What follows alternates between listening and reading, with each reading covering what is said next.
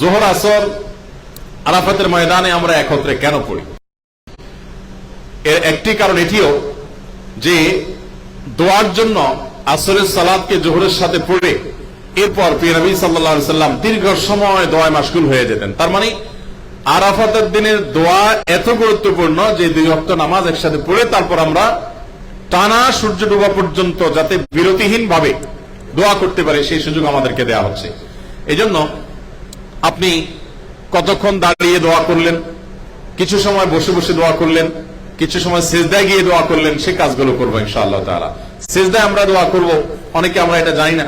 নবী করিম সাল্লাল্লাহু আলাইহি সাল্লাম বলেছেন, আকরাবু মা ইয়াকুনুল আবদু মির রাব্বিহি ওয়া হুয়া সাজিদ। বান্দা আল্লাহর সবচেয়ে কাছাকাছি যেতে পারে সিজদায় গেলে।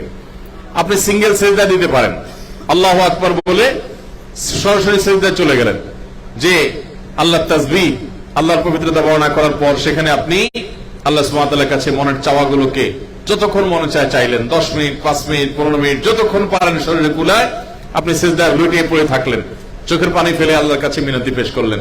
এরপর আপনি সেখান থেকে উঠে তারপর আল্লাহ সুবহানাহু ওয়া তাআলার কাছে আবার বসে বসে দোয়া করলেন, কিছু সময় দাঁড়ায় দোয়া করলেন, কিছু সময় একদিকে দোয়া করে কিছু সময় আরেক দিকে দোয়া করলেন, কিছু সময় আবার একটু ব্রেক নিয়ে আবার দোয়া শুরু করলেন।